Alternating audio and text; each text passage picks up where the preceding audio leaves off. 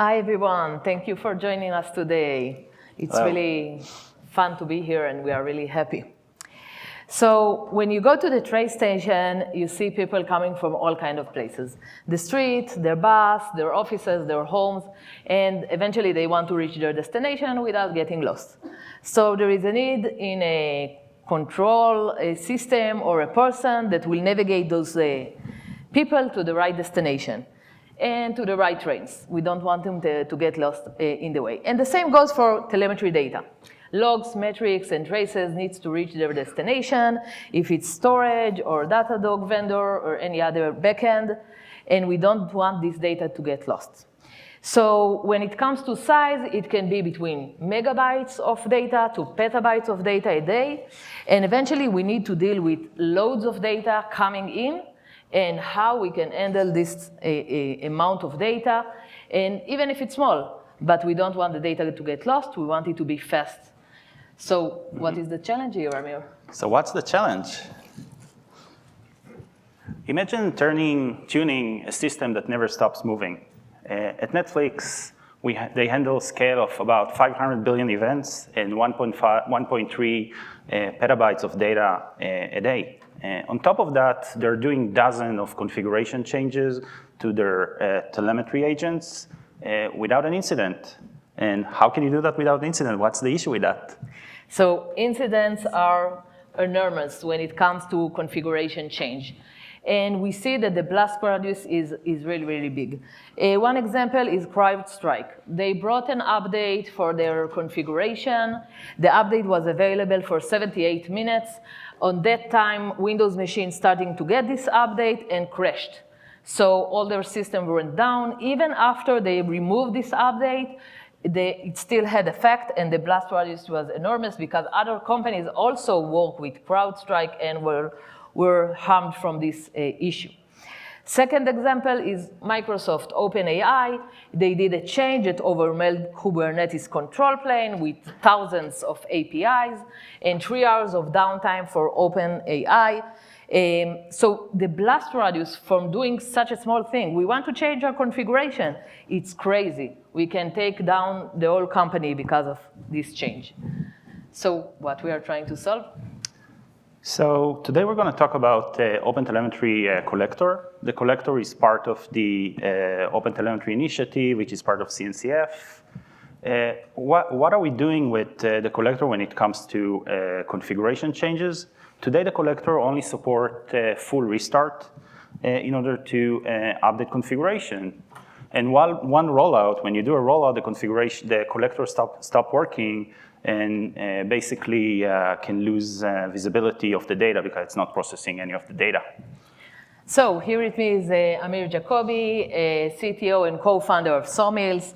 He really likes to play video games, but he cannot do it because he doesn't have any time for that. Yeah, thank you, Shiran. And here's Shiran, DevOps and group leader at JFrog.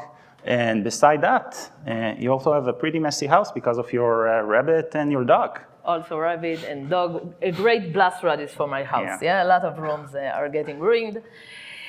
So a few seconds about JFrog. Anyone here is familiar with Artifactory? Yay. So JFrog was first founded in 2008. The challenge in the industry was to manage binaries and images, and JFrog created Artifactory for that. But within the years, much more challenges arrived, and JFrog today is not a one-tool application. It's a complete platform that handles more challenges, security challenge, machine learning challenge. And just lately, we came out with the beta of JFrog Fly, an MCP server that can communicate with your private repository.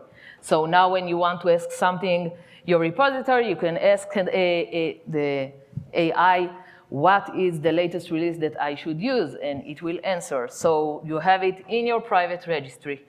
If anyone is interested, you can scan this QR code.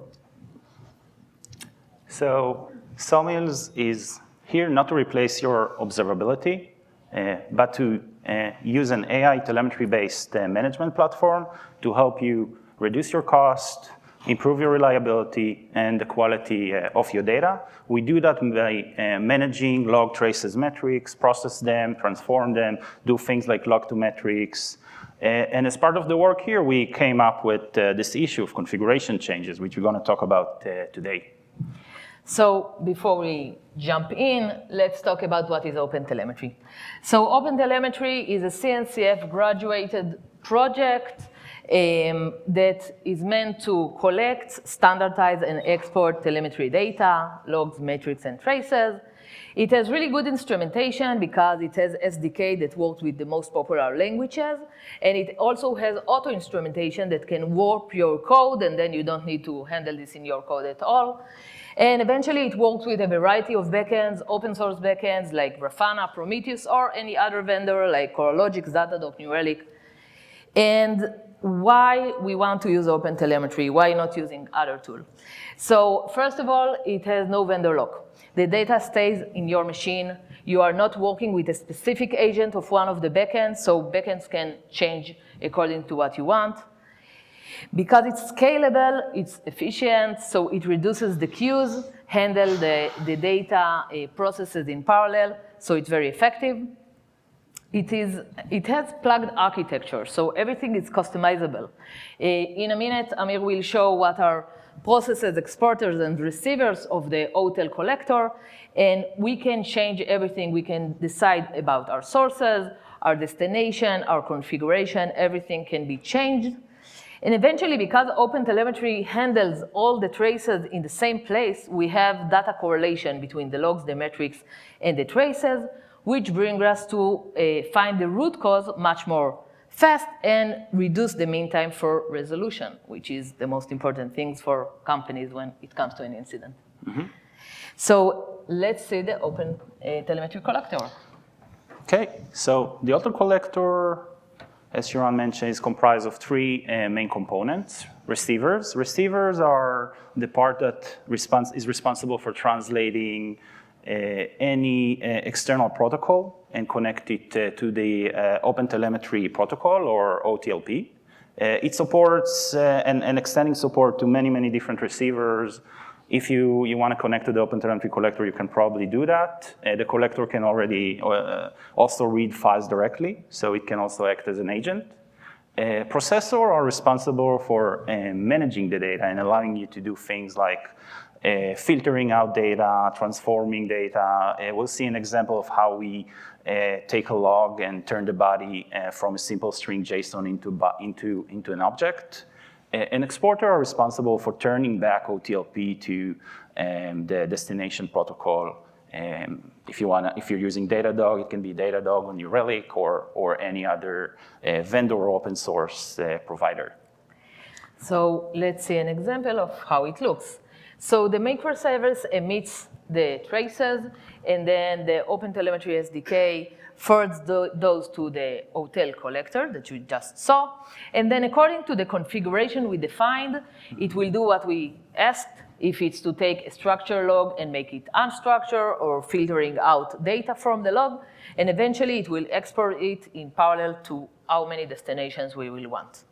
And how does it look in the code? So in the code, we have three main parts. We have a definition of the receivers. What you see here is a simple OTLP receiver that can receive either in gRPC or HTTP. We have the transform, like I mentioned before. In this example, it validates that the body starts with a string that looks like a JSON, and if it does, it translates into an object, or in other words, parses the JSON. We have an exporter. So in this case, we just send it out as an OTLP, and more vendors are just supporting OTLP, which is more efficient. And last, we have the stitching. We stitch it all together, and we actually define pipelines. And pipelines are a setting of what receiver we want to have, how we want to process, and the order of the processing, and eventually the exporting. And we can have more than one pipeline. We can have a configuration of a pipeline that connects to a pipeline. So it's very versatile, but also dangerous. Let's talk about the problem. This is yours. It's mine. So what do we do when we want to load a configuration? Today, configuration is based on a SIGHAP signal, which, like we mentioned before, reload the entire collector. And when you load an entire collector, you get to a point where the receiver stops receiving data for a while, so batches drop. Queues start to surge in case you don't use any queue before the collector, you just start losing data. An exporter starts to flop and you don't really get data to where you want to go. In our experience, you get a visibility gap of between 2 minutes to 3 minutes, which is an incident. And we want to solve this incident. So what we try to do in order to solve this incident is to do it in a simple rollout of one collector per time. In the same time, one collector gradually, so we won't need to kill all our collectors. And then we thought, okay, that we won't lose any data now. So first of all, we wanted to drain the pipeline through this collector, so data will not flow through it. So we wanted to make the collector things is healthy, but not ready. So we took one of the third-party components that it uses, and we made it unavailable for it. And then the collector thought is healthy, but not ready, and data stops flowing into this specific collector. So we thought, okay, great, now we can restart this collector, and everything will be good. But eventually, results was a bit different. So the queue got overflow, and messages started to lose. And once the queue got filled, data was dropping. In the logs, in the exporter logs, we saw errors that things are not working properly. And eventually, we also had data latency for that collector. So it didn't really answer our needs. Even for one collector, we had data loss, and we also had latency bringing the data to the destination. In addition, the solution was fragile because there is also other configuration that require restart. For example, if you will change the hotel port, the hotel collector port, it will do a restart anyway, and we cannot control restart of one collector. It will restart all the collectors. So we couldn't take the chance that a human being will do a mistake and will change a configuration that will require a restart for all the collectors. So we needed a solution that is not depends on the orchestration, but going under the hood, understand the topology, and find a real solution. So how did we do it? How did we do it? So we started thinking about a more focused way of saying, let's not just update the entire collector and then its entire configuration and reload it all. Let's be more focused and build a processor, and this we call it a hot reload processor, that you can surgically decide in the pipeline where you want to have a reloading, because you don't want to reload the receiver or an exporter without a deployment because port won't be open, for example. So there are things that you can't really reload without a bigger change. So the first thing you do is you decide where you want to reload data and when you don't.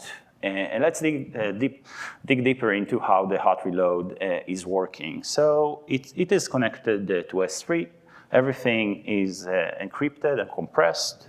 Once we detect, the processor detects a new file, it loads it, validates it, and create the processors. And those processors are just like any other processor. And start streaming data through this processor. How does a reload look like?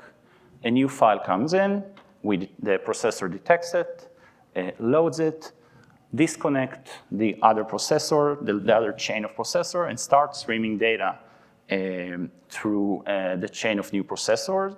And here is where it becomes interesting. What we do is we make sure that we drain the entire processor, so we give them time to finish processing all the data, and that's how we reload without losing any of the data. And then we disconnect and remove from memory the old processor, and we can do it again and again and again and again and again. On top of that, we added observability and many metrics that allow you to understand which processor is loaded right now, what's the latency in processing of each one, how long does it took us to load the data, and other interesting metrics. You can also roll back, so if there's any issue, you can decide, okay, I want to go back a version, and it would automatically go back a version if there's any issue with the processors, so it's more reliable. Let's talk about the challenges. Yes, so now we have a solution, a great solution. We went into the topology, we touched the processors inside the hotel collector. We even added a feature of rollback that wasn't exist before.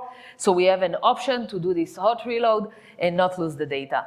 But as in any other case, we have challenges.